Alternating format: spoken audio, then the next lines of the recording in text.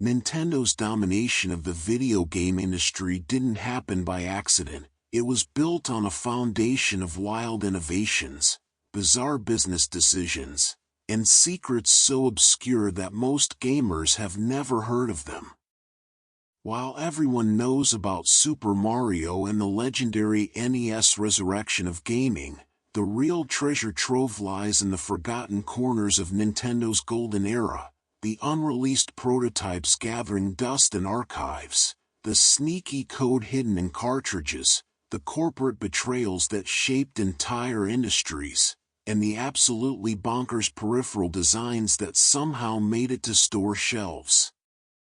From a satellite modem that downloaded games from space to a keyboard accessory that never saw the light of day, from a character that was literally programmed in secret during the last 2 weeks of development to a lawsuit involving a sentient unicycle and Pixar, Nintendo's 1980s and 1990s were packed with more drama, innovation, and peculiar decisions than you could possibly imagine. These weren't just the days when video games came roaring back from the dead. They were the era when Nintendo invented the future while making some of the strangest calls in entertainment history. Whether you're a die-hard retro gaming enthusiast or someone who just loves uncovering hidden history, prepare to have your mind blown by the obscure facts and trivia that shaped the console wars, defined entire genres, and created some of gaming's most enduring legacies. We've compiled nearly 100 of the most obscure, fascinating, and downright bizarre Nintendo facts from this revolutionary period, and trust us, many of these stories have been lost to time, buried in forgotten interviews, or hidden so well that casual fans have absolutely no idea they exist. Let's begin. Interesting Nintendo fact number 1. The failed cartridge copying deal that started it all. Nintendo's licensing empire began unexpectedly when the company tasked a programmer named Kagami Tsushinki with programming the original Donkey Kong arcade game in 1981.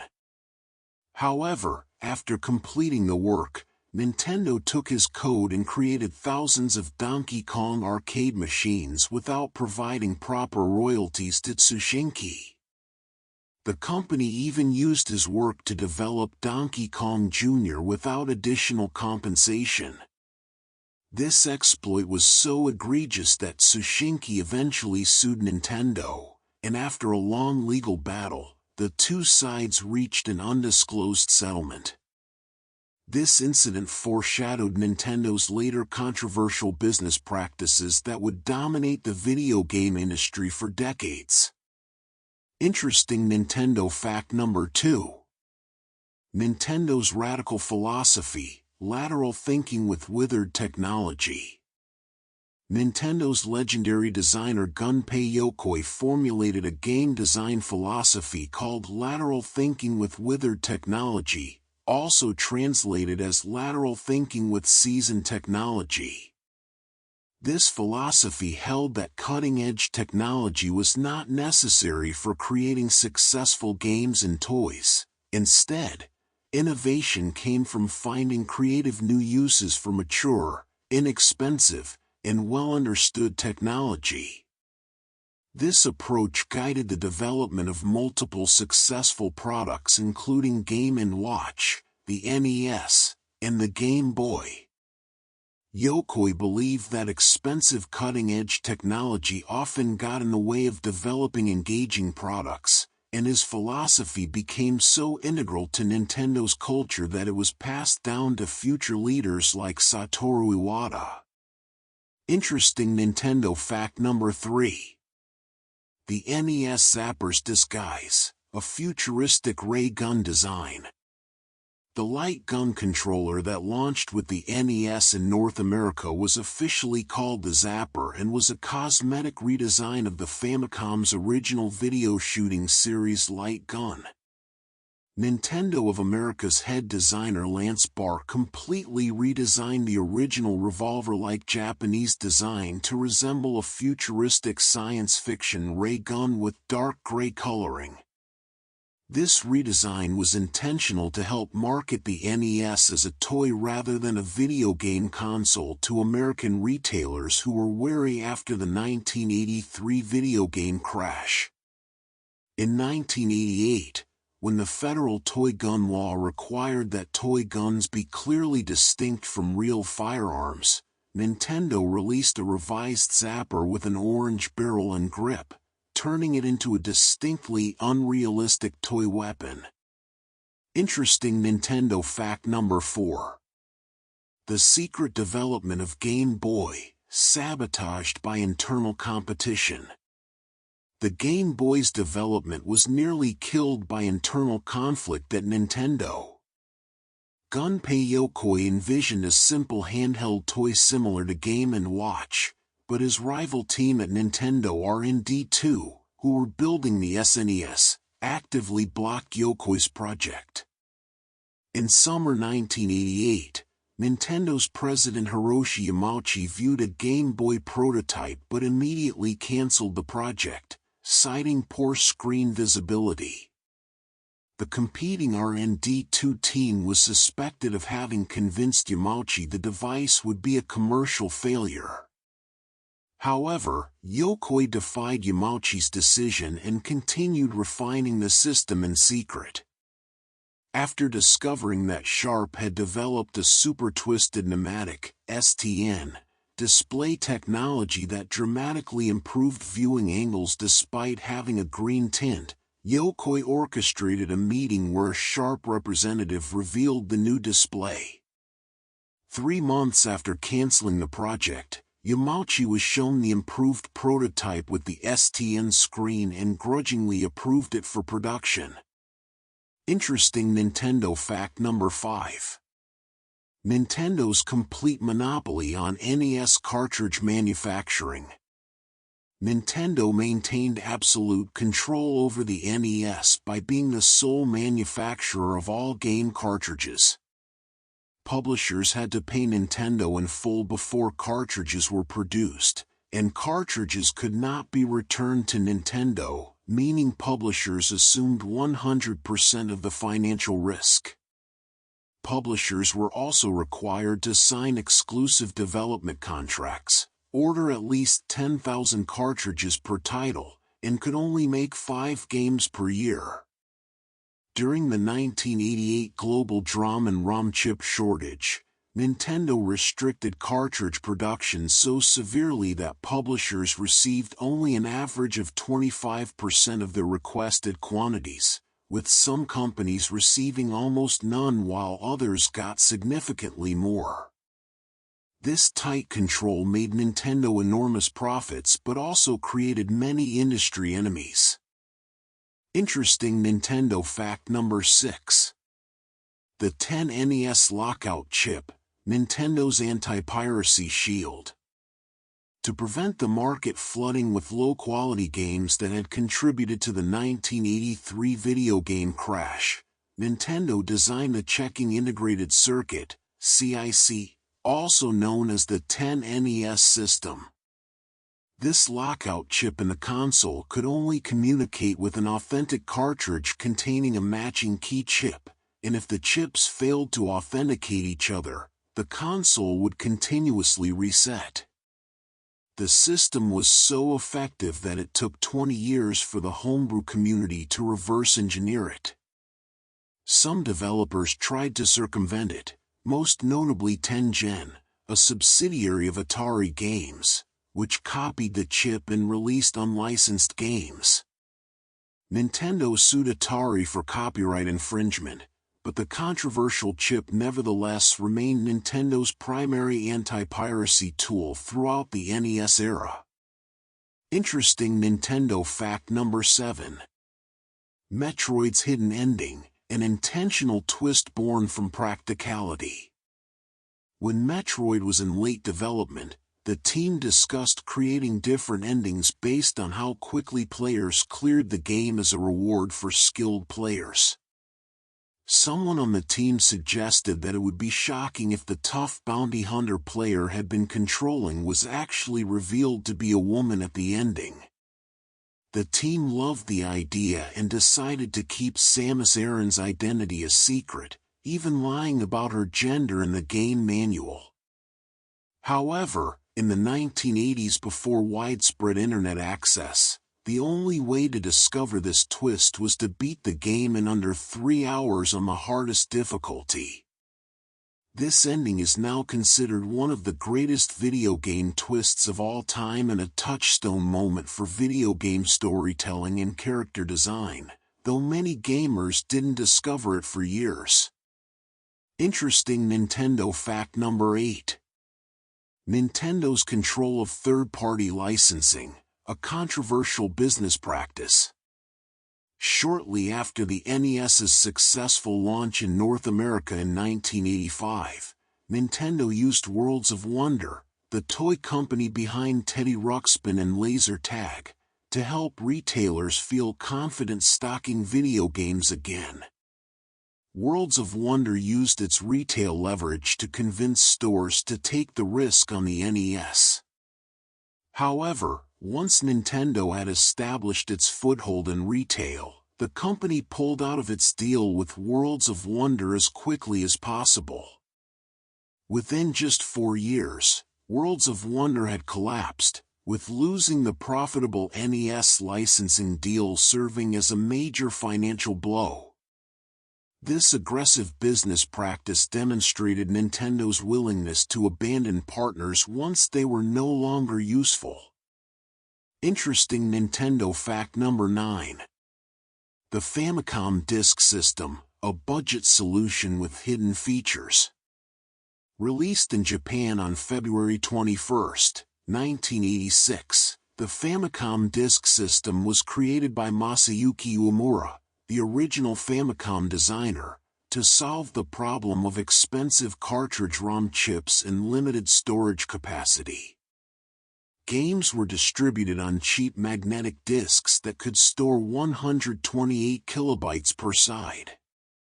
The system also came with a unique RAM adapter cartridge that contained 32 kilobytes of RAM, an ASIC chip with a drum controller, IRQ hardware, and most notably, customizable sound generation hardware that gave developers creative audio expansion options. However, the disk system was never released in North America, and this regional exclusivity meant that many advanced FDS games never reached Western audiences. Interesting Nintendo fact number 10. The VRC6 sound chip, 3 games that changed NES audio forever. Konami developed the VRC6 expansion audio chip, Virtual ROM Controller 6, for use in select Famicom games.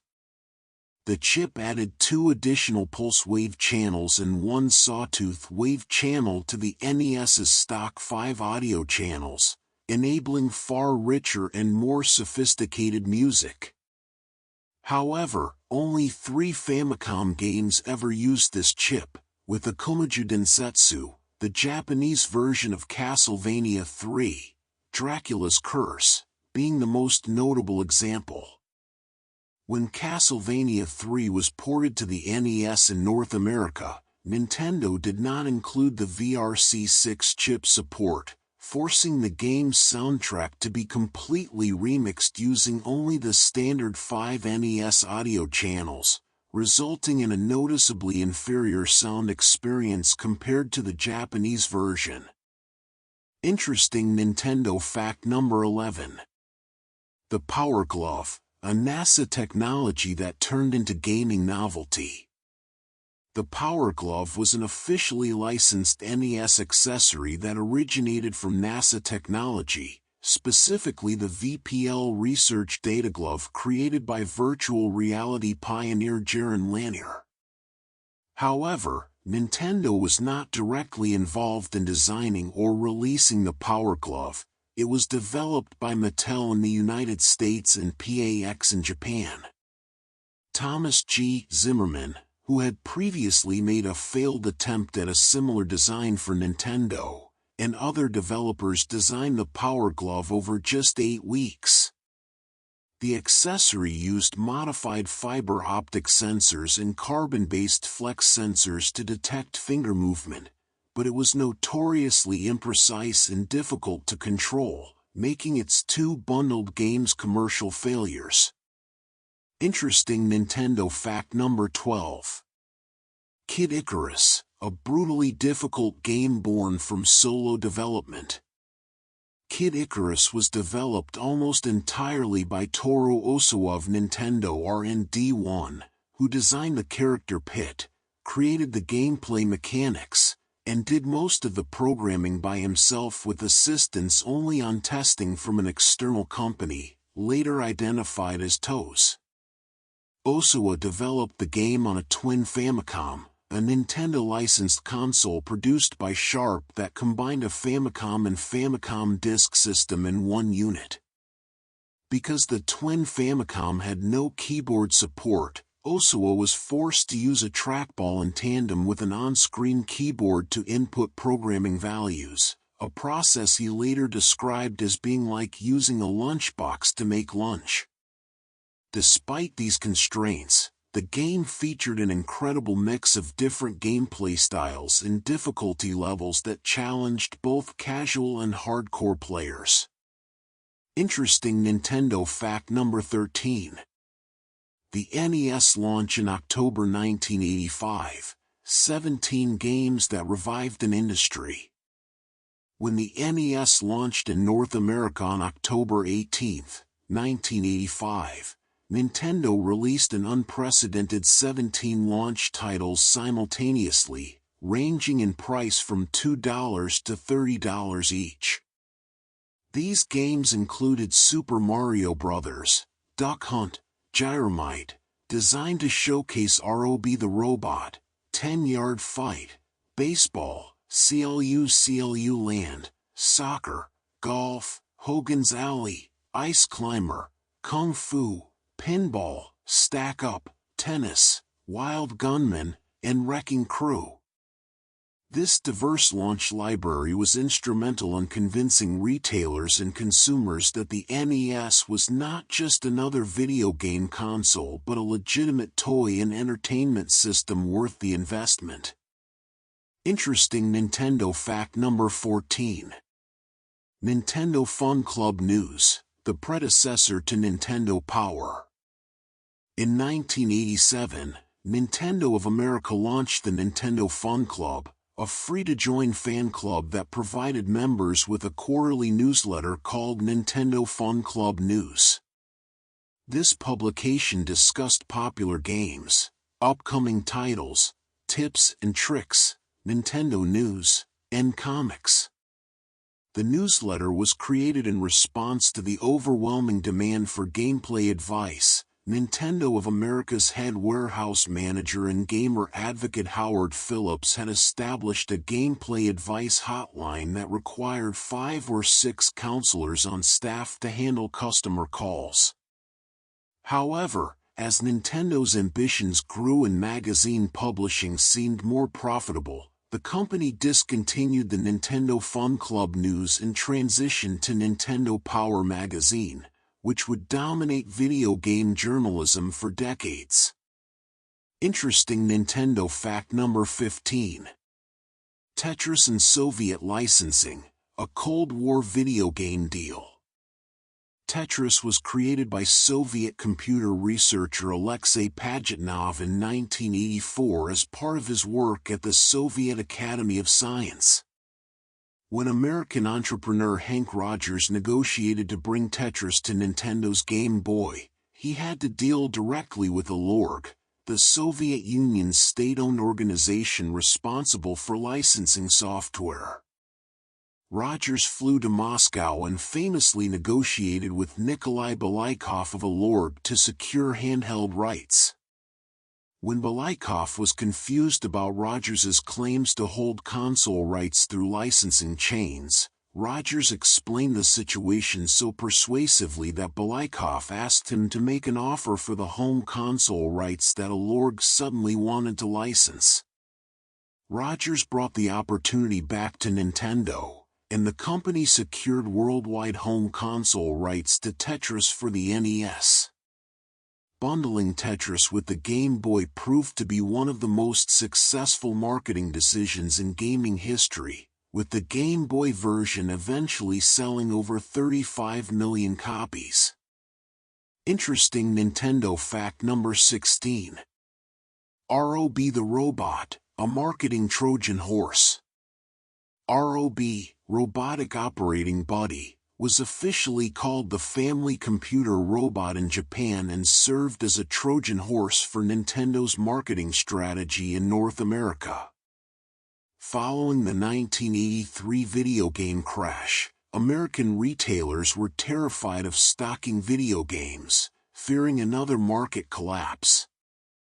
To circumvent this fear, Nintendo rebranded the Famicom as the Nintendo Entertainment System and designed ROB as a futuristic toy robot that could supposedly play video games with you.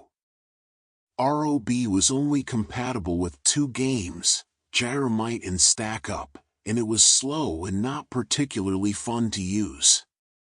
However, ROB's unusual novelty was enough to convince retailers that the NES was a legitimate toy product rather than a video game console, successfully opening retail shelves across North America. ROB was quietly discontinued after just a few years but succeeded in its true purpose of revitalizing the video game industry. Interesting Nintendo fact number 17. Donkey Kong Country, pre-rendered graphics from Silicon Graphics workstations. In 1994, Rare released Donkey Kong Country, a revolutionary game that used pre-rendered 3D computer graphics on Silicon Graphics, SGI, workstations that cost $100,000 each. These pre-rendered graphics were then converted into 2D sprites for the SNES cartridge, a technique Rare and Nintendo called Advanced Computer Modeling, ACM. The game was so visually impressive that Nintendo produced a special promo VHS tape to show retailers and consumers the cutting-edge techniques used in the game's development. Despite being one of the most advanced-looking games of its time, Donkey Kong Country was created for a system that was several years old, and its graphics stood in stark contrast to the real-time 3D capabilities that Nintendo's competitors were developing for their upcoming systems. Interesting Nintendo fact number 18. The Super FX chip, a technology demonstration that defined an era. When Shigeru Miyamoto and Nintendo executives saw a demo of 3D graphics technology from British developer Argonaut Software in July 1990, they were interested but felt the 3D looked underwhelming. Jez San of Argonaut boldly proclaimed that they could design a custom chip for the Super Nintendo that would increase its 3D graphics capabilities significantly. Nintendo accepted the challenge, and Argonaut developed the Super FX chip, a graphics processing unit that could be placed inside Super Nintendo cartridges. The chip clocked in at 21.4 MHz, with an internal clock divider reducing it to 10.7 MHz, and came with 32 kilobytes of RAM. Most impressively, it delivered nearly 40 times the 3D graphics performance Argonaut had promised, and in some mathematical computations achieved as much as 100 times faster performance. The Super FX chip debuted in Star Fox in 1993 and demonstrated that cartridge-based consoles could still compete with disc-based systems in the 3D graphics department. Interesting Nintendo fact number 19. The Sega Genesis rivalry, Genesis does what Nintendo didn't. In October 1989, Sega of America hired Michael Katz, the former president of Atari Entertainment Electronics Division, as CEO specifically to implement an aggressive marketing strategy against Nintendo. Sega's marketing team devised a two-pronged strategy. First, they emphasized the Genesis's superior arcade-like graphics capabilities compared to the NES's simpler 8-bit visuals, and second, they created slogans like "Genesis does what Nintendo" to make their console seem more sophisticated. This aggressive marketing campaign succeeded in gaining Sega a majority of the video game console market by 1991, just 2 years after the Genesis's North American launch. However, Nintendo eventually regained market dominance by offering superior games and continuing to innovate with systems like the Game Boy. Interesting Nintendo fact number 20. Mike Tyson's Punch-Out licensing deal, a fighter's really bad deal. Nintendo obtained the rights to feature boxer Mike Tyson in Punch-Out in 1987 when Tyson was at the peak of his fame. The deal completely transformed the game's marketing, with the title changing from simply Punch-Out to Mike Tyson's Punch-Out. The game flew off shelves once Iron Mike's name was attached to it. However, the licensing agreement was extremely brief. When Tyson's public image was damaged following his divorce from actress Robin Givens and evidence of domestic abuse, Nintendo's licensing agreement expired after just 3 years, by some accounts as early as 1990. Nintendo then re-released the game with the final boss renamed Mr. Dream instead of Mike Tyson. Many years later, Tyson expressed regret over the deal, claiming he received minimal compensation while Nintendo generated $1.7 billion in revenue from the game, a deal Tyson himself called a really bad deal. Interesting Nintendo fact number 21. Excitebike's engine, the foundation of Super Mario Bros. Excitebike, released for the Famicom in 1984 and designed by Shigeru Miyamoto, featured a smooth side-scrolling game engine that was so effective it became the foundation for Super Mario Bros. In 1985. Miyamoto's team developed the engine specifically to handle the physics of a motorcycle accelerating over uneven terrain. The engine was later reused and adapted for Mario, allowing the character to smoothly accelerate from a walk to a run rather than moving at a constant speed like in earlier platform games. This seemingly small technical achievement actually represented a major advance in platformer design and game feel that would influence video game design for decades. Interesting Nintendo fact number 22. Kirby's Dream Land, Masahiro Sakurai's humble beginnings. Masahiro Sakurai made his debut as a game designer with Kirby's Dream Land for the Game Boy in 1992, developed by HAL Laboratory and published by Nintendo. Remarkably, much of the programming was done on a twin Famicom console, a Nintendo-licensed hybrid device from Sharp that combined a Famicom and Famicom Disk System. Since the twin Famicom lacked keyboard support, Sakurai had to use a trackball paired with an on-screen keyboard to input programming values. Kirby's creator intended the game to be simple and easy to pick up for casual players unfamiliar with action games, while offering optional challenges like hard mode and customizable HP and lives for more experienced players. The game's composer, Jun Ishikawa, intentionally wrote music with simple chords and melodies because he felt that complex chords didn't sound good on the Game Boy's limited sound hardware, a design choice that influenced the sound of future Kirby titles. Interesting Nintendo fact number 23. Kirby's original color, pink, was not always the default. Kirby was originally designed as white, not pink.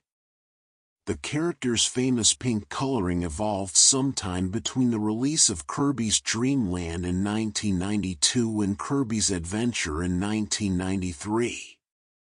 During Kirby's Dream Land's development, Sakurai had planned for the character to be pink, while some sources suggest that Shigeru Miyamoto originally wanted Kirby to be yellow. When the Game Boy Color was released in 1998, Nintendo hard-coded specific color palettes for certain classic games into the console itself. For Kirby's Dream Land, the Game Boy Color automatically displayed Kirby in pink without the need for any manual color adjustments, even though the game was originally released 6 years earlier in monochrome. This was a massive undertaking as Nintendo's engineers had to manually assign specific color palettes to dozens of classic Game Boy games to ensure optimal visual presentation. Interesting Nintendo fact number 24. The Famicom's July 15, 1983 release, Nintendo's home console debut. The family computer, commonly known as the Famicom, was released in Japan on July 15, 1983, marking Nintendo's entry into the home video game console market. This 8-bit console would later be redesigned and imported to North America as the Nintendo Entertainment System in 1985, eventually becoming one of the best-selling gaming consoles of all time. By March 2014, Nintendo reported total worldwide sales of 61.91 million Famicom and NES units combined, alongside an astounding 500 million software units. The Famicom represented Nintendo's first major attempt to allow third-party developers to create games for a Nintendo platform, a licensing model that would become standard in the gaming industry. Interesting Nintendo fact number 25. The Konami Code, an accidental game developer's secret. Several early NES games featured what became known as the Konami Code, a cheat code sequence that could unlock hidden features or give players advantages in games. The Konami Code typically involved pressing up, down, left, right, B, A, and star on the controller in rapid succession. Contra was one of the early NES games to prominently feature the Konami Code, allowing players to start the game with 30 lives instead of the standard 3. The code became so iconic that it spread across multiple gaming platforms and is still referenced in modern games and websites as a hidden Easter egg. However, the code was not originally intended as a secret by Konami. It was created as a tool to make playtesting easier but was never removed from the final retail version of the game. Interesting Nintendo fact number 26. The Legend of Zelda's Gold cartridge, a visual status symbol. The original Legend of Zelda for the Famicom Disk System was released in Japan in February 1986 as a launch title for the disc-based system. When the game was later released on cartridge format for the NES in North America in 1987, it featured one of the earliest battery-backed save systems in gaming history. More distinctively, the North American cartridge release came in a distinctive gold-colored cartridge, making it instantly recognizable on store shelves and creating a visual status symbol among players. This gold cartridge became so iconic that it led to Nintendo releasing other games in alternative cartridge colors, including later Legend of Zelda releases. The decision to use a gold cartridge was partly practical. It made the game stand out on retail shelves, and partly aspirational. The gold color suggested prestige and value. 27. The Nintendo Advanced System, wireless controllers before their time. Nintendo developed a prototype called the Nintendo Advanced System that featured wireless controllers, making it one of the first major gaming systems to seriously experiment with wireless gaming technology.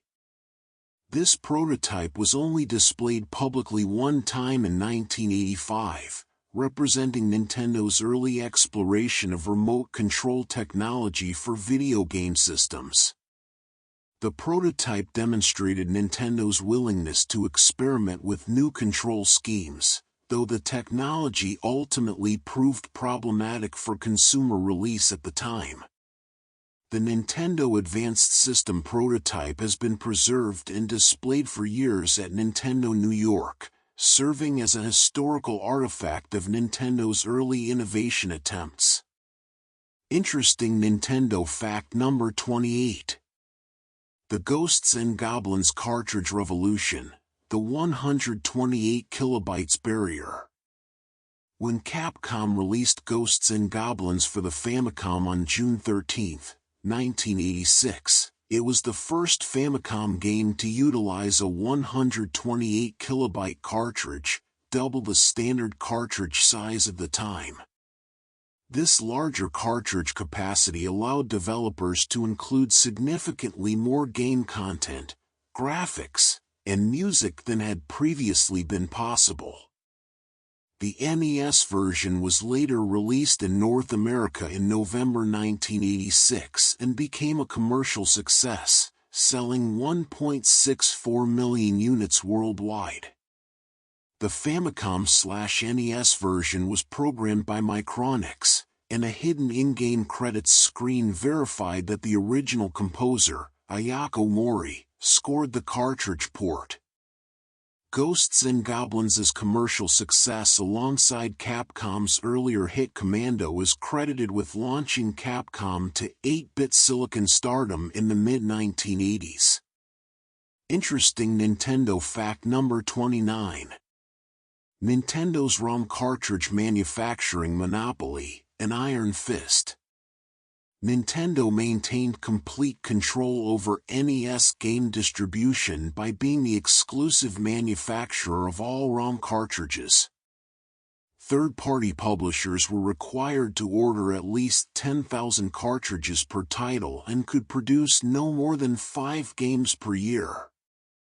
Publishers had to pay for cartridges in full before production began, and cartridges could not be returned to Nintendo under any circumstances. This meant that if a game sold poorly, the publisher absorbed all losses. Additionally, during the 1988 global DROM and ROM chip shortage, Nintendo restricted cartridge availability so severely that it only fulfilled approximately 25% of publishers' cartridge requests on average. This created a system where Nintendo essentially held game developers hostage and extracted maximum profit from the platform while developers and publishers bore all the risk.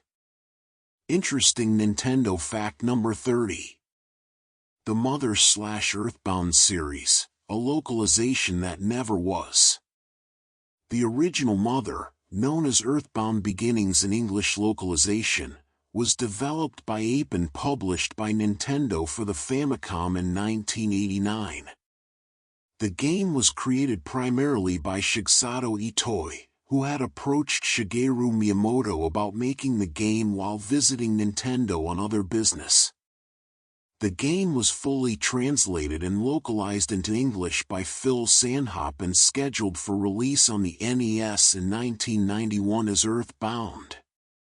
However, due to the near-simultaneous launch of the Super Nintendo Entertainment System that same year, Nintendo canceled the NES release to focus resources on SNES titles instead. The English localization was shelved indefinitely, and the game never received an official North American release on the NES. Players in English-speaking territories had to wait until 1995 for Mother 2, released as Earthbound, to experience the series officially, and Mother itself only received an official English release decades later through fan communities and eventually emulation services. Interesting Nintendo fact number 31. Blaster Master, a collaboration between Sunsoft and Hidden Development. Blaster Master was released by Sunsoft for the NES in 1988, but the game was actually a localized version of a Japanese Famicom game called Cho Wakusei Senki Metafight, Super Planetary War Records, Metafight, released in Japan on June 17, 1988. The game's premise involved a young man named Jason who uses a special tank called Sophia to explore areas and battle radioactive mutants in both on-foot and tank-based sections. The game was a collaborative effort between Sunsoft and developer Inti Creates, with Sunsoft retaining ownership of the property. The success of Blaster Master on the NES helped solidify Sunsoft's position as a major third-party developer for Nintendo systems throughout the late 1980s and 1990s. Interesting Nintendo fact number 32. CLU Land, an undersea puzzle game with a quirky name. CLU Land was released for the Famicom in 1984 and came to the NES in North America in 1985 as one of the launch titles. The game's title was actually an anglicization of Kuru Kuru, a Japanese onomatopoeia that refers to something going around and around, which perfectly described the game's core mechanic where the protagonist Bubbles, called Gloopy in Japan, moves around mazes by grabbing onto poles and spinning around them. The game was ported to the Famicom Disk System in Japan and also released as Versus CLU Land in arcades through the Nintendo Versus system. The game's premise involved an underwater kingdom where a sea urchin-like creature called Unira had stolen all the treasures, and players had to recover them while avoiding enemies and obstacles. Interesting Nintendo fact number 33. Adventures of Lolo, an American-exclusive Eggerland title. Adventures of Lolo was released for the NES in North America in April 1989 by HAL Laboratory, serving as America's first official entry in the Eggerland puzzle game series. Interestingly, Adventures of Lolo was never released in Japan because it comprised entirely reused puzzle stages from the first 4 Eggerland games that Japanese players had already experienced.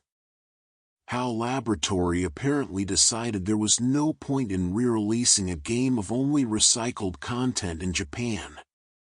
The game became a Western-exclusive puzzle title and introduced American players to the Eggerland franchise, eventually becoming the only game in the series that never saw a Japanese release. Later entries in the series would feature mostly original stages, making Adventures of Lolo unique as a compilation-style entry.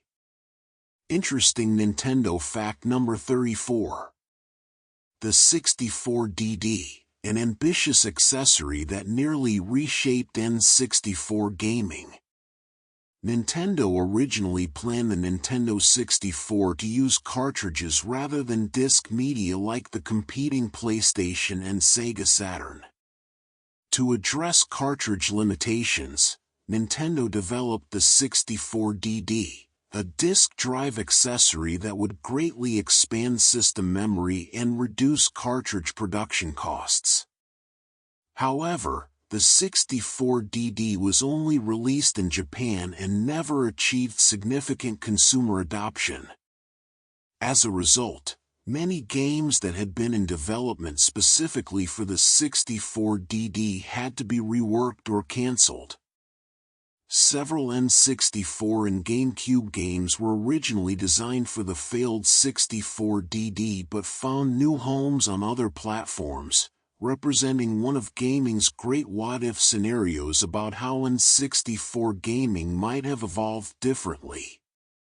Interesting Nintendo fact number 35. Project Reality, Nintendo's alliance with Silicon Graphics. In August 1993, Nintendo announced a groundbreaking collaboration with Silicon Graphics, SGI, the legendary maker of high-end computer workstations used in Hollywood effects studios, to develop a new 64-bit gaming console codenamed Project Reality. SGI developed the video game chipset prototype while seeking an established industry partner. Sega had initially expressed interest but was rejected when their Japanese engineers cited technical issues, which SGI later resolved. SGI founders offered the technology to Sega first, but when Sega demanded exclusive rights, Nintendo's more flexible licensing approach won out. Nintendo would eventually rename Project Reality to the Nintendo 64 and release it in 1996, fundamentally changing the console gaming landscape with real-time 3D graphics. Interesting Nintendo fact number 36. The Famicom release strategy, August 22, 1987 for the original Zelda. While The Legend of Zelda originally released for the Famicom Disk System in Japan in February 1986 as a launch title for the disc peripheral, the cartridge version for the North American NES was released much later on August 22, 1987. This nearly 18-month gap between the Japanese disc release and the American cartridge version allowed Nintendo to refine the game and ensure proper localization. The cartridge version featured the MMC-1 memory management controller chip, which enabled bank switching for larger game sizes and battery-backed RAM for saving, making it one of the first NES games with a save system. The gold cartridge color and the successful release of the original Zelda helped establish the NES library's prestige in the North American market. Interesting Nintendo fact number 37. Balloon Fight, Joust's spiritual successor. Balloon Fight, released for the Famicom in 1984, was directly inspired by the arcade game Joust, borrowing its core flying and collision-based combat mechanics while adapting them to a more forgiving design. While players in Joust could only be hit once before losing a life, the unnamed protagonist of Balloon Fight had 2 balloons attached to his helmet, allowing him to take 2 hits before perishing. Additionally, in Joust, being hit anywhere on the body resulted in instant death, while Balloon Fight modified collision detection so that only hits to the top of the head counted. These changes made Balloon Fight considerably more forgiving than Joust, providing more leeway for players and especially helpful in later stages when a dozen enemies could assault the player simultaneously. The game became a beloved NES title and remains recognized as one of the system's essential early releases.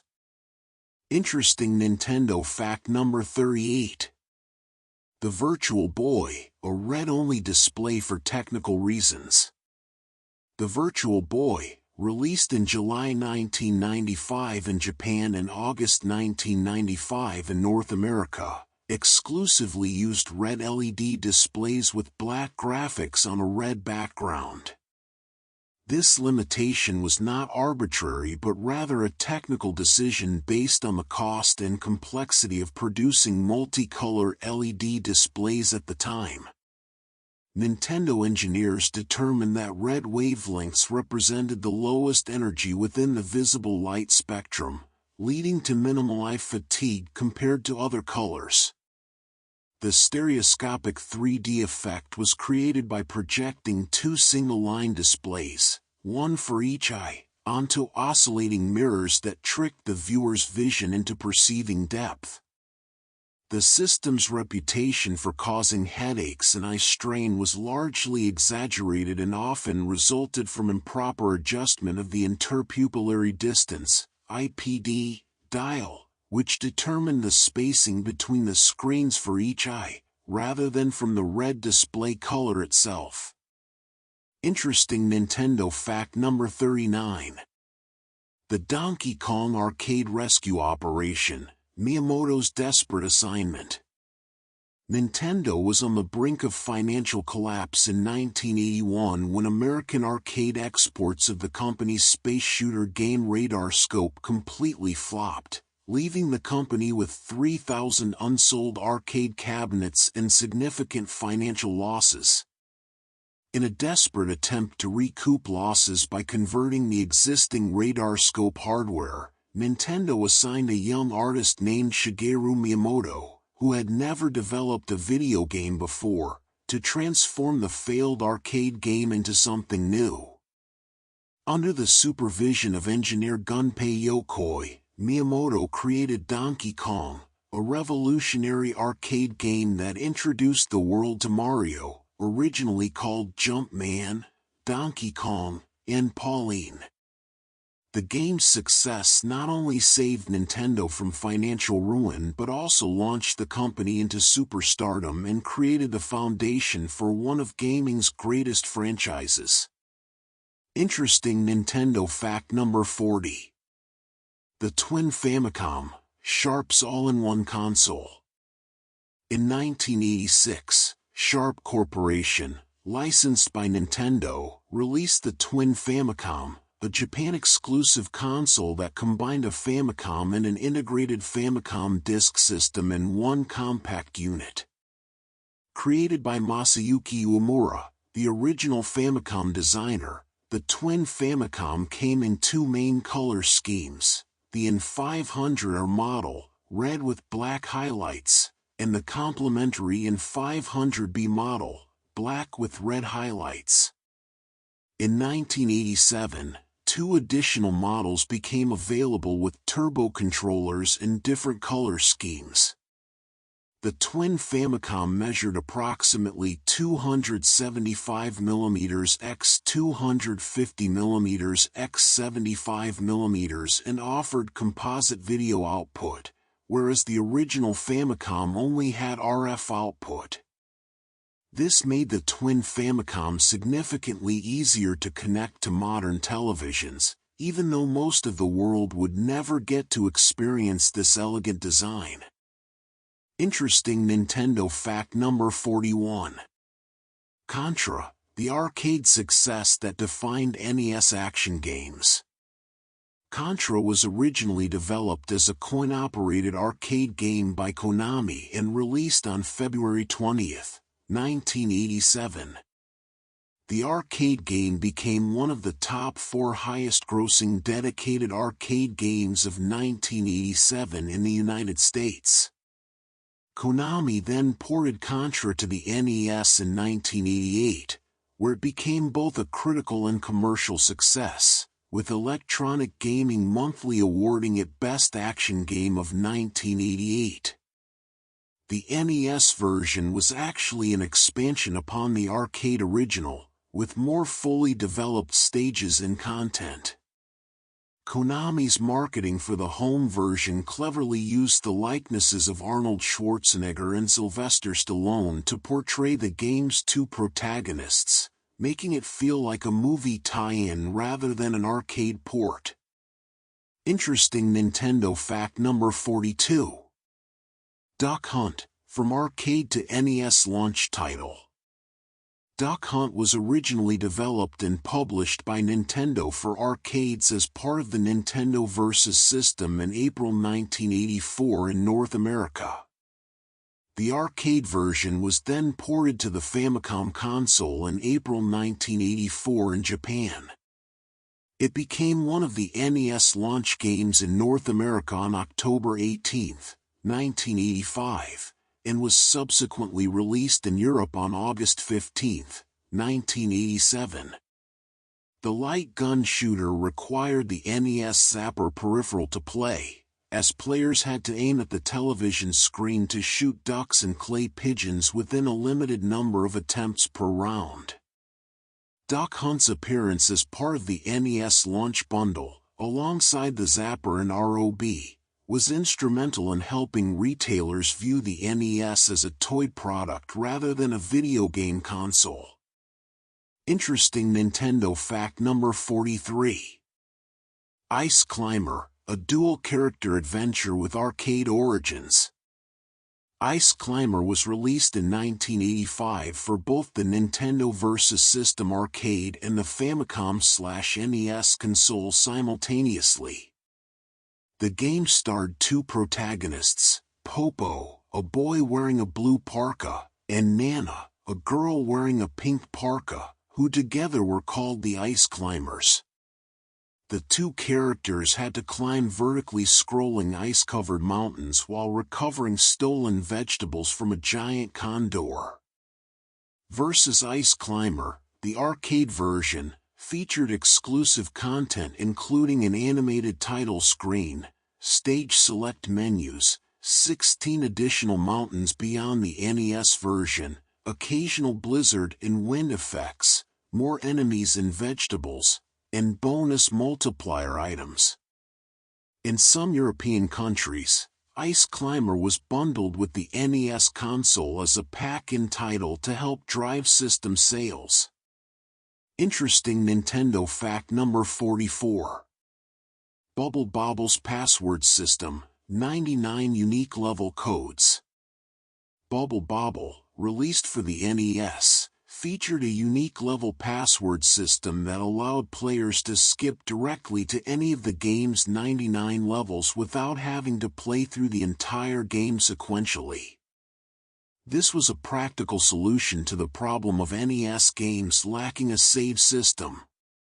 The password system used 5-letter codes composed of letters A through J, with each password representing a different level. Analysis of these passwords revealed interesting patterns. The letters D and H never appeared in any password. The letter B appeared most frequently, 56 times out of 99 passwords, and every password ended with the letters B, G, I, or J. The most password entries requiring a button press was 44, for level 71. Making some passwords take considerable time to input using the directional buttons. Interesting Nintendo fact number 45. Gunpei Yokoi's legacy, lateral thinking pioneer. Gunpei Yokoi was the legendary engineer and designer at Nintendo who created the Game & Watch handheld series, supervised the development of Donkey Kong, produced games like Kid Icarus and Metroid, created the Game Boy, and trained Shigeru Miyamoto in game design. Yokoi's greatest achievement was articulating the philosophy of lateral thinking with withered technology, which emphasized innovation through creative use of existing, affordable, well-understood technologies rather than cutting-edge expensive hardware. This philosophy became so integral to Nintendo's identity that it was passed down to future leaders and continues to influence Nintendo's product development to this day. Tragically, Yokoi died in 1997, but his design principles and philosophy continue to shape Nintendo's approach to gaming and entertainment. Interesting Nintendo fact number 46. The Nintendo PlayStation, a betrayal that changed gaming history. In 1988, Nintendo partnered with Sony to develop a CD-ROM add-on for the Super Nintendo, codenamed the PlayStation. However, Nintendo president Hiroshi Yamauchi secretly reviewed the contract and decided it gave Sony too much control over software licensing. At the 1991 Consumer Electronics Show, CES, just one day after Sony announced the PlayStation partnership to the world, Nintendo publicly humiliated them by announcing they were instead partnering with Sony's rival, Philips. This betrayal infuriated Sony executive Ken Kutaragi, who convinced Sony leadership to continue developing their hardware independently, directly leading to the creation of the original PlayStation and breaking Nintendo's dominance in the console market. Interesting Nintendo fact number 47. Super Mario Bros. 2 was originally a festival promo game. The game Western audiences know as Super Mario Bros. 2 was originally a Japanese game called Yunkojo, Doki Doki Panic, which was developed to promote a 1987 technology festival called Yunkojo, Dream Factory. The game featured 4 characters, Papa, Mama, Imogen, and Lena, who were the mascots of the festival. When Nintendo of America evaluated the real Japanese Super Mario Bros. 2, later released as The Lost Levels, they deemed it too difficult and visually similar to the first game for American audiences. As a solution, they took Doki Doki Panic, replaced the festival mascots with Mario, Luigi, Toad, and Princess Peach, and released it as Super Mario Bros. 2 in the West. Interesting Nintendo fact number 48. The Nintendo World Championships 1990 Gold Cartridge. As part of the 1990 Nintendo World Championships Tour, Nintendo produced a special competition cartridge containing snippets of Super Mario Bros., Rad Racer, and Tetris. While standard gray versions were given to finalists, Nintendo produced 26 distinct gold-colored cartridges as prizes for a Nintendo Power Magazine contest. These gold cartridges are widely considered the holy grail of NES collecting, with values often exceeding $100,000 at auction. Unlike the standard gray competition carts, the gold versions are shiny and metallic, resembling the Legend of Zelda gold cartridges, making them instantly recognizable to collectors. Interesting Nintendo fact number 49. Star Tropics secret code required physical water. Star Tropics, released for the NES in 1990, included a unique immersion mechanic that baffled rental customers for years. The game came packaged with a physical paper letter from the protagonist's uncle, Dr. Jones. Near the end of the game, the player is told to dip my letter in water to reveal a secret code, 747, needed to pilot a submarine. Players had to physically submerge the paper letter in water, which caused invisible ink to disappear and reveal the code. Because rental copies often lacked the original box and letter, many players were physically unable to complete the game without calling a hint line or guessing the code. Interesting Nintendo fact number 50. Earthbound's cruel anti-piracy measures. Earthbound, known as Mother 2 in Japan, contained devious anti-piracy layers designed to punish players using illegal copies. If the game detected a pirated cartridge, it would vastly increase the number of enemies in the game, making it frustratingly difficult to play. However, the ultimate punishment was reserved for the very end. If a player managed to struggle through the increased difficulty to reach the final boss, Gigas, the game would freeze during the battle. Upon resetting the console, the player would discover that the game had completely deleted all of their save files, rendering hours of progress lost instantly. Interesting Nintendo fact number 51. Neil Young's album cover was shot with a Game Boy. Folk rock legend Neil Young used a Game Boy camera to shoot the cover art for his 2000 album Silver and Gold. The photo is a grainy, low-resolution, black and white image of Young standing with a guitar, taken by his daughter Amber. The Game Boy camera, released in 1998, was capable of taking 128 by 112 pixel grayscale images and was, for a brief time, the world's smallest digital camera. Young's decision to use this lo-fi aesthetic on a major studio album remains one of the most high-profile professional uses of the peripheral. Interesting Nintendo fact number 52. Final Fantasy VII left Nintendo over storage capacity.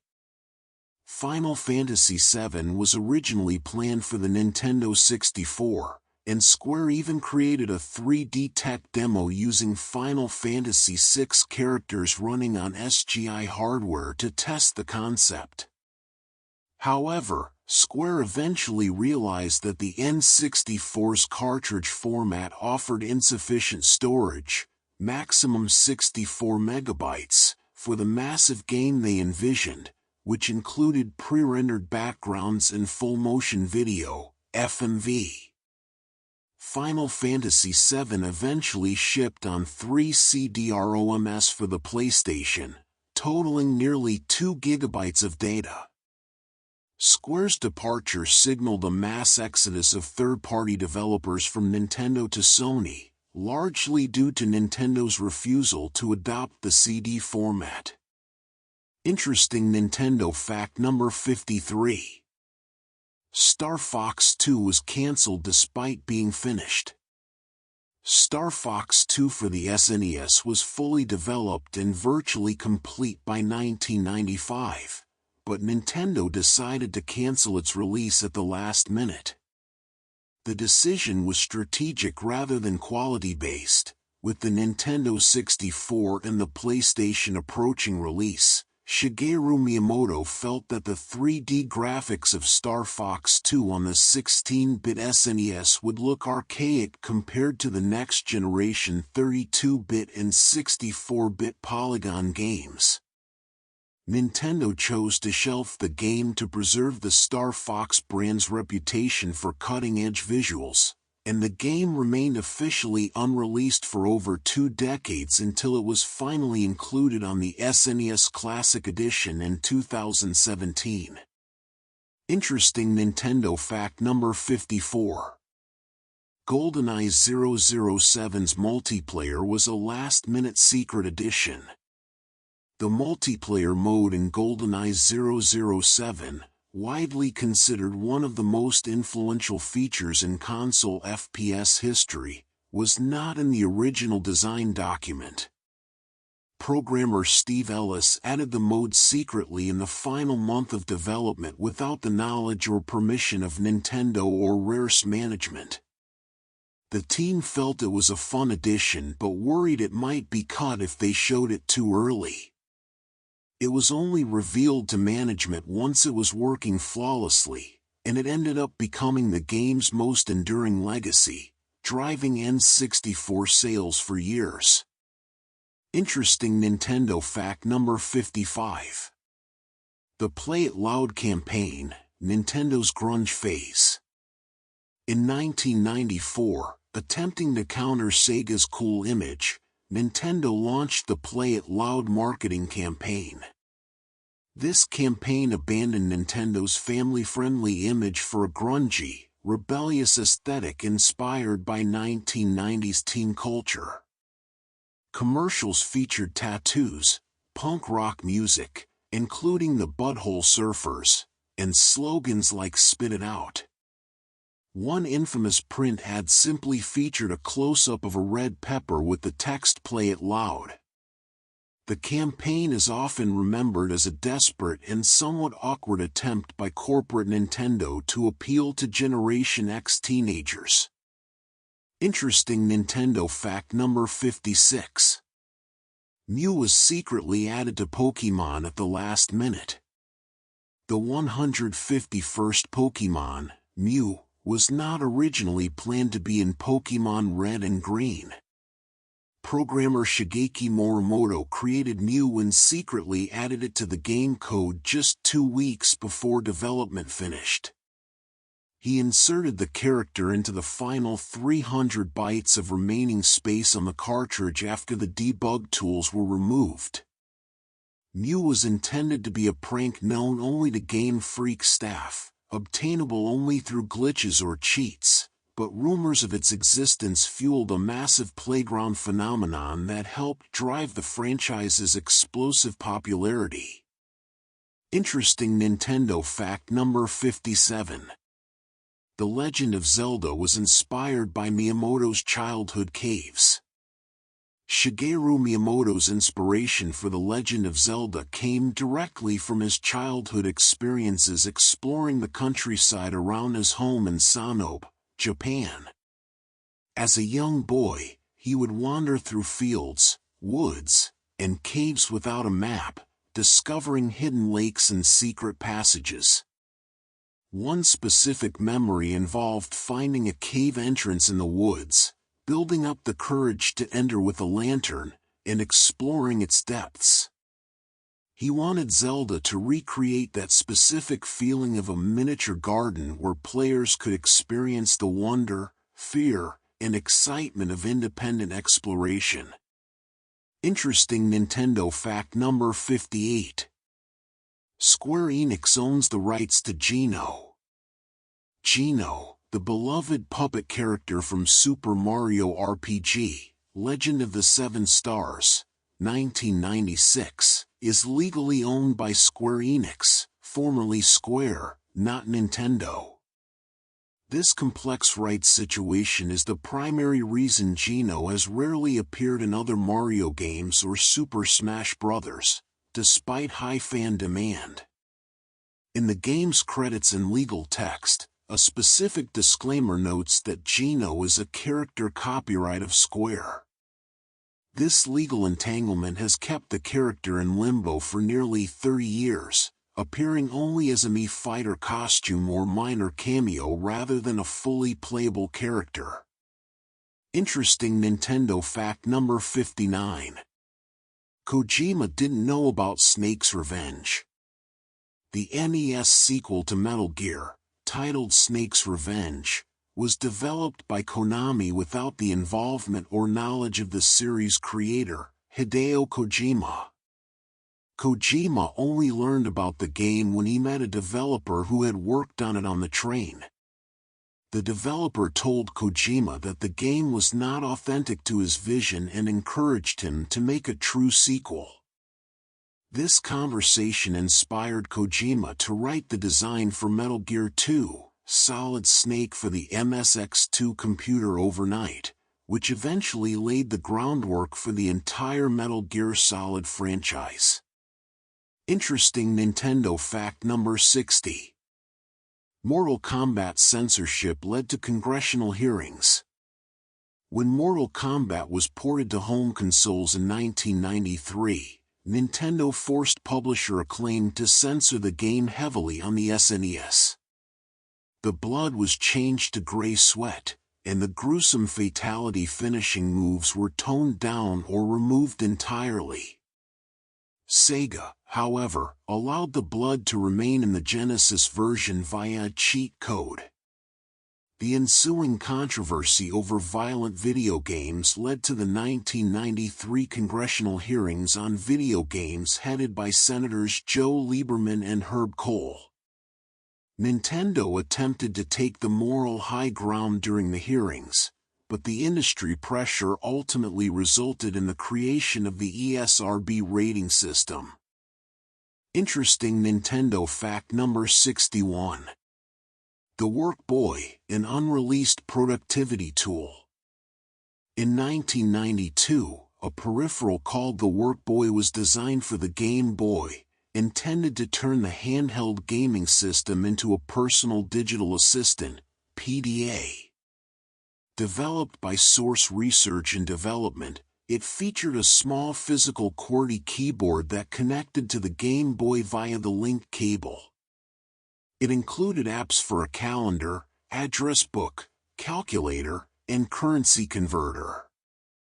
The device was fully developed and even featured in gaming magazines like Nintendo Power, but it was cancelled before release due to the prohibitive cost, around $80 to $90, and a factory fire that disrupted production. Interesting Nintendo fact number 62. Banjo-Kazooie's Stop and Swap was cancelled due to hardware revisions. Rare planned a feature called Stop and Swap that would allow players to transfer items between Banjo-Kazooie and Banjo-Tooie by quickly swapping cartridges while the N64 was still powered on. The system relied on the N64's RAM holding data for a few seconds after the cartridge was removed. However, Nintendo released a newer revision of the N64 hardware in 1999 that cleared the RAM almost instantly, in less than 1 second, upon cartridge removal, rendering the feature impossible to execute reliably. Fearing consumer backlash and potential hardware damage from hot swapping, Nintendo forced Rare to scrap the feature, leaving mysterious inaccessible areas, like the Ice Key Room, in the original game. Interesting Nintendo fact number 63. Super Smash Bros. Started as Dragon King, the fighting game. Before it became a Nintendo crossover, Super Smash Bros. Began as a generic N64 prototype called Dragon King, the fighting game, Kakuto Jimu Ryuo. Developed by Masahiro Sakurai and Satoru Iwata, the prototype featured generic red and blue humanoid characters fighting on floating platforms. Sakurai felt the game lacked appeal with generic characters and secretly replaced them with Mario, Donkey Kong, Samus, and Fox without Nintendo's permission to create a demo prototype. When he presented the demo to Nintendo management, they approved the use of the characters, transforming the project into Super Smash Bros. Interesting Nintendo fact number 64. Pixar sued Nintendo over Uniracers. Uniracers, a 1994 SNES game developed by DMA Design, who later created Grand Theft Auto, featured sentient unicycles racing on 2D tracks.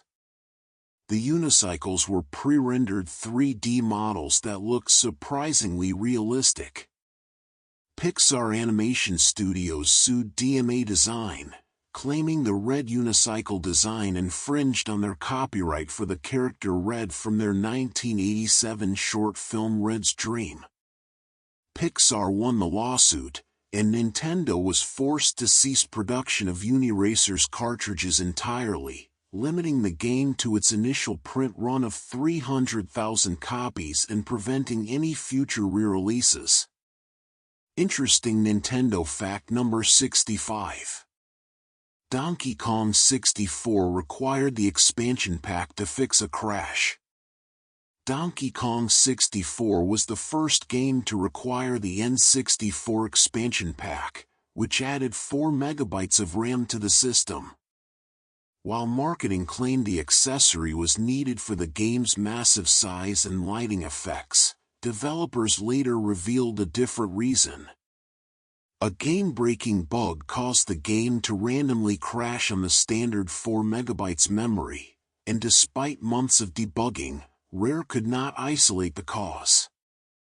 They eventually discovered that the extra memory provided by the expansion pack prevented the crash from occurring, so Nintendo was forced to bundle the expensive accessory with every copy of the game to ensure it was playable. Interesting Nintendo fact number 66. The Red cartridge of Doom. When Doom was ported to the Super Nintendo in 1995, it was released in a distinct red-colored plastic cartridge. This was extremely rare for licensed SNES games, which were almost universally gray. The red cartridge was likely a marketing move to signify the game's violent, hellish content, similar to the Maximum Carnage red cartridge. The SNES port itself was a technical marvel, using the Super FX2 chip to render the 3D environments, though it lacked floor and ceiling textures compared to the PC original. Interesting Nintendo fact number 67. The Tengen Tetris Recall. Before Nintendo secured the exclusive console rights to Tetris, Atari's subsidiary Tengen released its own version of Tetris for the NES in May 1989. The Tengen version is widely considered superior to Nintendo's official release, featuring a two-player cooperative mode and better music. However, after Nintendo successfully proved their exclusive rights in court, Tengen was forced to recall and destroy hundreds of thousands of unsold cartridges. As a result, the Tengen version of Tetris, Black Cartridge, became a collector's item, while the official Nintendo version sold millions. Interesting Nintendo fact number 68. The Satellaview, downloading games from space. In 1995, Nintendo released the Satellaview, a satellite modem peripheral for the Super Famicom in Japan. The device allowed users to download games, magazines, and audio content via satellite broadcasts provided by the company Saint Giga. Players could download exclusive titles like BS Zelda no Densetsu, a remix of the original Zelda, which featured live voice acting and music streamed in real time during specific broadcast hours. The service was ahead of its time but failed to gain mass adoption due to the complexity of the hardware and strict broadcast schedules. Interesting Nintendo fact number 69. The Game Boy Camera's run option. The Game Boy Camera software contained a disturbing Easter egg in its menu system. If a player selected the run option from the menu, instead of simply exiting or running away, the game would occasionally display creepy, defaced faces with unsettling text like "Who are you running from?" or "Don't be so silly." These images were crude, high-contrast drawings that looked like something out of a horror movie, traumatizing an entire generation of children who just wanted to exit a menu. Interesting Nintendo fact number 70. SimCity on SNES was co-developed by Miyamoto. The SNES version of SimCity, 1991, is significantly different from the original PC version because Shigeru Miyamoto personally oversaw its development. Nintendo collaborated with Maxis creator Will Wright to add Nintendo touches to the game, including the green-haired advisor Dr. Wright, based on Will Wright, the Bowser monster attack, replacing the Godzilla disaster, and the Mario statue reward. This version was the first to introduce presents or rewards for reaching population milestones, a gamification feature that became standard in later SimCity titles. Interesting Nintendo fact number 71. Killer Instinct's Black Cartridge. When Rare's arcade hit Killer Instinct was ported to the SNES in 1995, it was released in a sleek black plastic cartridge instead of the standard gray. This was done to emphasize the game's edgy and mature tone, differentiating it from the colorful, family-friendly titles typically associated with the system. The black cartridge stood out visually on shelves and in collections, serving as a physical marker of the game's distinct identity within the SNES library. Interesting Nintendo fact number 72. Maximum Carnage's red cartridge. Similar to Doom, the SNES release of Spider-Man and Venom, Maximum Carnage, 1994, came in a blood-red cartridge. This color choice tied directly into the character of Carnage, the red symbiote villain featured in the game. The red cartridge was used for the first print run of the game and became a defining feature, helping the brawler stand out in a crowded market of licensed superhero games. Interesting Nintendo fact number 73. The Wizard was a 100-minute commercial for SMB3. The 1989 movie The Wizard, starring Fred Savage, was produced with heavy involvement from Nintendo and essentially served as a feature-length commercial for the upcoming Super Mario Bros. 3. The film's climax features the Nintendo World Championships, where the main characters play Super Mario Bros. 3 before its release to the general public. The reveal of the warp whistle in the movie was the first time Western audiences saw the game in action, generating immense hype for its actual retail launch. Interesting Nintendo fact number 74. The Game Boy Light, Japan's exclusive backlit handheld. Years before the Game Boy Advance SP introduced a front-lit screen to the world, Nintendo released the Game Boy Light exclusively in Japan in 1998. This modified version of the Game Boy Pocket featured an electroluminescent indigo-style backlight, allowing players to game in the dark for the first time on a Nintendo handheld. The device was never released internationally, leaving Western gamers to struggle with worm lights and magnifier accessories until the 2000s. Interesting Nintendo fact number 75. The Power Glove's most famous line. In the movie The Wizard, the character Lucas Barton, the antagonist, famously demonstrates the Power Glove controller and says, "I love the Power Glove. It's so bad." In the slang of the era, bad meant cool or awesome. However, the line became unintentionally ironic because the Power Glove was notoriously terrible to use in reality, suffering from poor responsiveness and difficult controls. The quote has since become a legendary meme in gaming culture, summarizing the device's legacy perfectly. Interesting Nintendo fact number 76. Super Mario Kart used the DSP-1 chip. Super Mario Kart, 1992, utilized the DSP-1, digital signal processor, coprocessor chip embedded in the cartridge to handle the complex Mode 7 math calculations required for the game.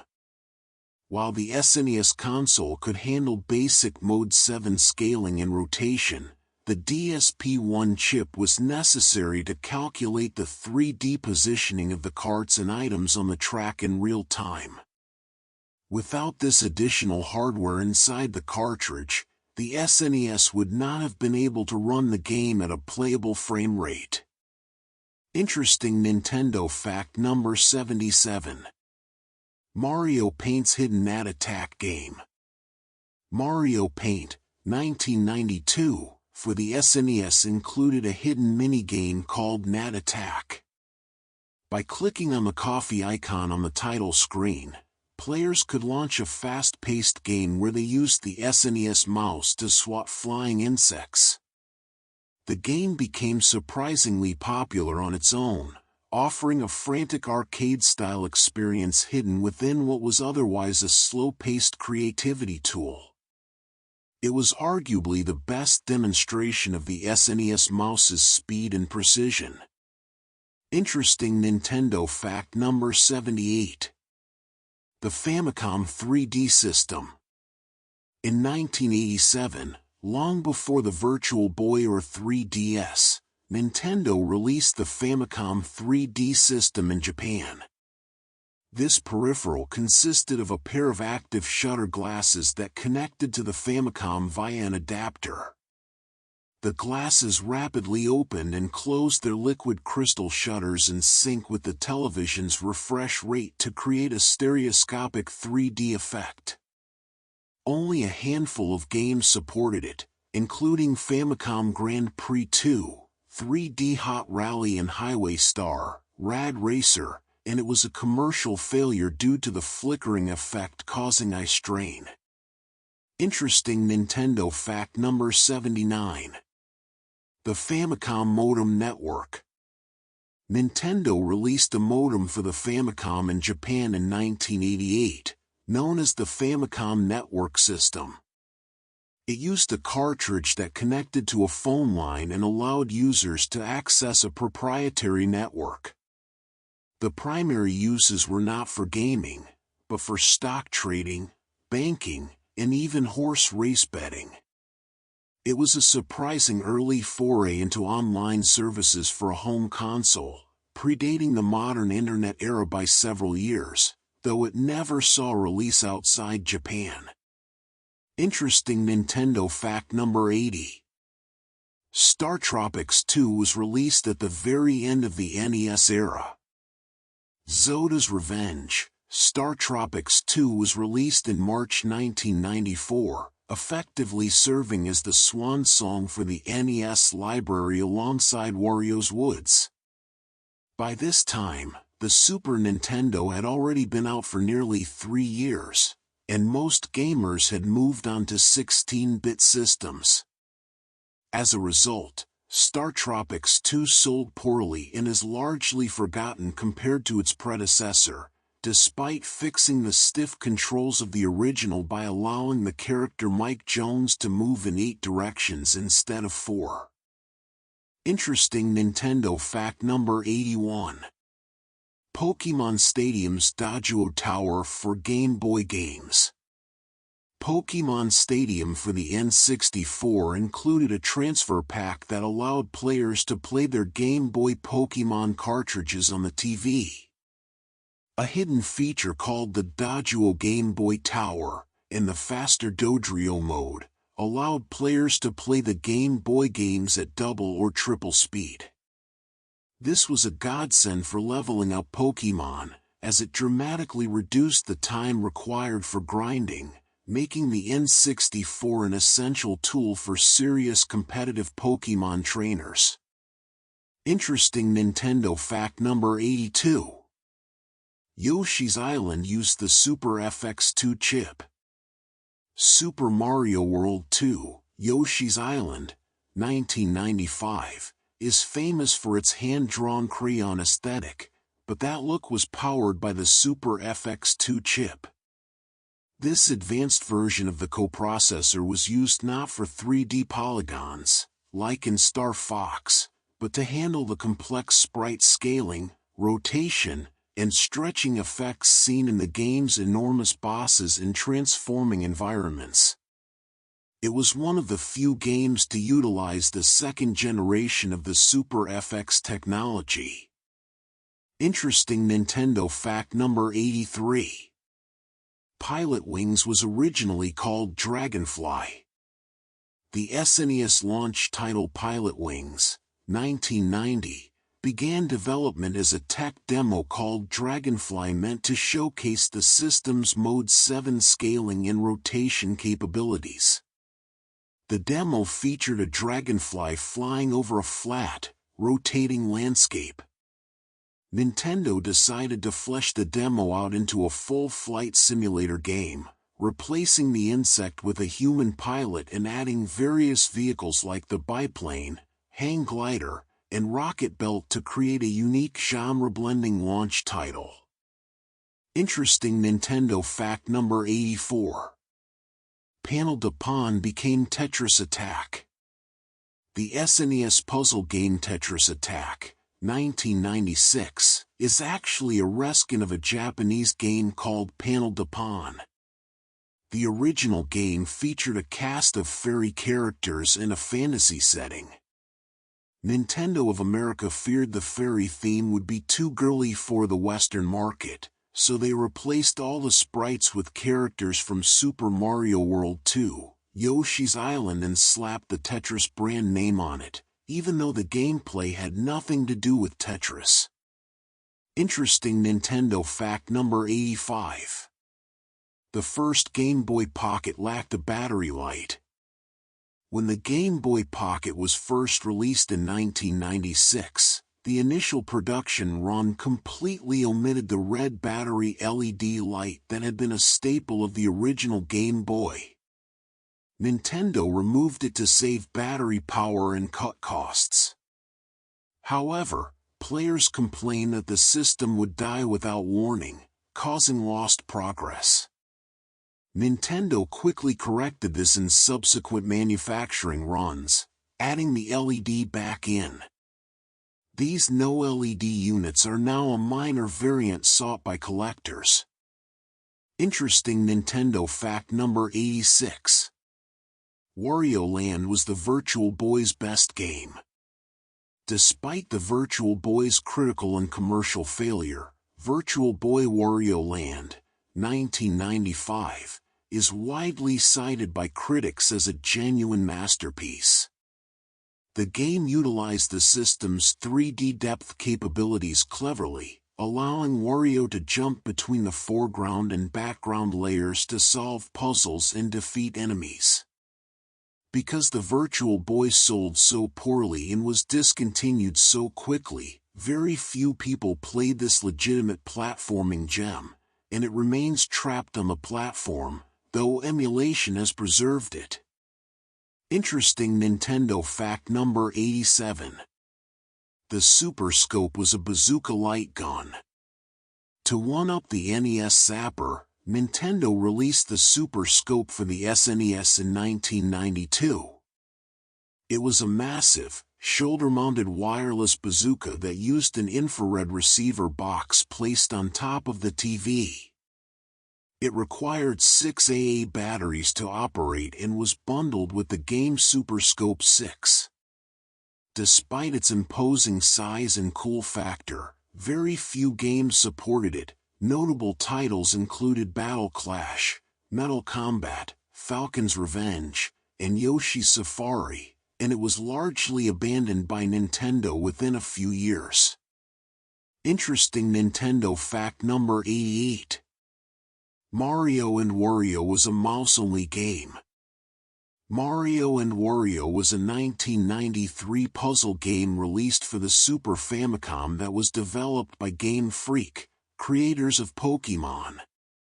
The game was unique because it could only be played using the SNES mouse accessory.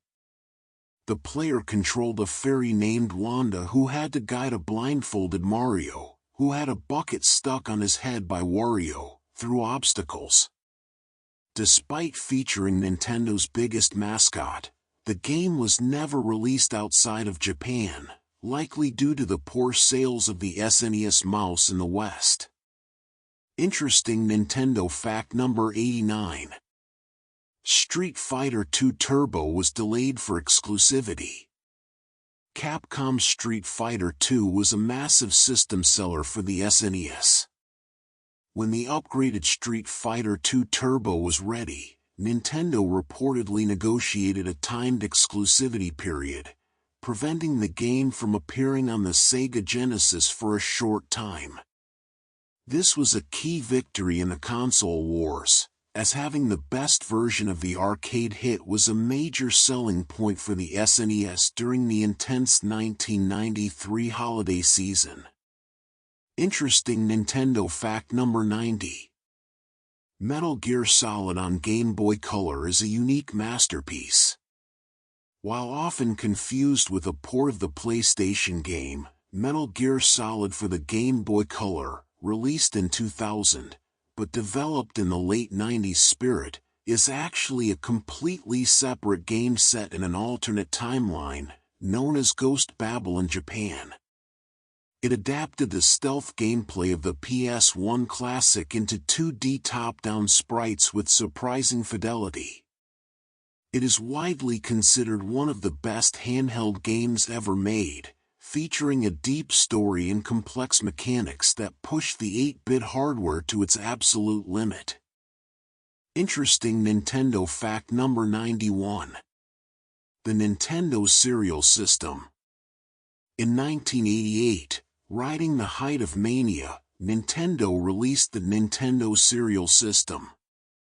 The box was unique because it contained 2 separate bags of cereal inside, one for Super Mario Bros., fruity flavor, and one for The Legend of Zelda, berry flavor. The gimmick was meant to mirror the system aspect of the NES console. While the cereal itself was standard fare, the novelty packaging made it a memorable part of 1980s breakfast culture and a collector's item today. Interesting Nintendo fact number 92. Nintendo Power gave away Dragon Warrior. In 1990, Enix's Dragon Quest, localized as Dragon Warrior, was struggling to sell in North America, where RPGs were not yet popular. Nintendo of America had heavily overproduced cartridges anticipating a hit. To clear the massive stock and build an audience for the genre, Nintendo decided to give a free copy of the game to every subscriber of Nintendo Power magazine. This massive giveaway successfully introduced thousands of Western gamers to the JRPG genre, though it cost Nintendo significantly in the short term. Interesting Nintendo fact number 93. Link's Awakening calls you a thief. In The Legend of Zelda, Link's Awakening, 1993, for Game Boy, players can steal items from the shop by circling around the shopkeeper until he looks away and then running out the door.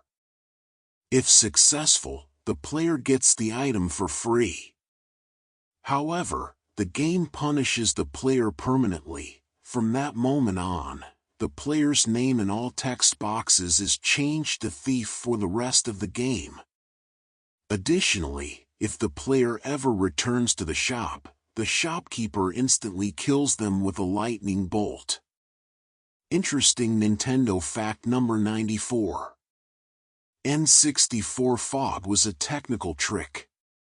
The famous fog seen in many Nintendo 64 games, most notably Turok, Dinosaur Hunter and Superman 64, was not primarily an atmospheric or aesthetic choice. It was a technical workaround to hide the system's limited draw distance. By obscuring the point where the world geometry cut off, developers could maintain a smooth frame rate without rendering distant objects. Over time, this distance fog became a nostalgic visual characteristic associated with the early 3D era of gaming. Interesting Nintendo fact number 95. Perfect Dark's face mapping was removed due to controversy. Rare's Perfect Dark, released in 2000, developed in the late 90s, originally included a feature that allowed players to use the Game Boy camera to take a picture of their own face and map it onto the heads of multiplayer characters. Rare removed the feature before launch, citing technical issues, but reports later surfaced that Nintendo ordered its removal due to the sensitive political climate following the Columbine High School massacre, 1999. The idea of players shooting realistic representations of their friends' faces was deemed too controversial for the time. As we wrap up this comprehensive journey through Nintendo's revolutionary 1980s and 1990s era, it's impossible not to be staggered by how much this single company shaped the entire trajectory of gaming as we know it today. From the brink of financial ruin in 1983 to becoming the undisputed king of the industry, Nintendo didn't just resurrect video games from the dead, they reinvented them, weaponized innovation, and occasionally made decisions so bizarre they defy modern logic. The company's lateral thinking with withered technology philosophy proved that imagination trumped raw processing power, while their iron-fisted control over the NES ecosystem simultaneously created the modern licensing model and made them countless enemies in the process. We've seen how secret editions like Mew and GoldenEye's multiplayer became legendary by accident, how corporate betrayals birthed the PlayStation, and how obscure peripherals like the Power Glove and Virtual Boy became cautionary tales rather than successes. From the hidden caves of Miyamoto's childhood that inspired Zelda to the last-minute code that saved Pokémon, from the satellite broadcasts that nobody used to the expansion packs that fixed unfixable bugs, Nintendo's golden age was defined by equal parts brilliance and bewildering choices. These nearly 100 facts represent just a fraction of the stories buried in Nintendo's archives. Tales of programmers working in secret, of lawsuits over unicycles, of cartridges that required you to physically dunk letters in water, and of innovations that arrived decades too early. Whether you're a historian, a collector, or just someone who grew up with these magical plastic boxes, the legacy of 1980s and 1990s Nintendo isn't just in the games we played, it's in the DNA of every video game released since, in the business models that still dominate the industry, and in the childhood memories of millions who never knew just how weird, wonderful, and occasionally ruthless the house that Mario built truly was. So the next time you boot up an NES emulator or dust off an old Game Boy, remember, you're not just playing a game, you're holding a piece of history that was almost never made, that survived corporate warfare, technical limitations, and more than a few questionable decisions to become the foundation of modern gaming culture.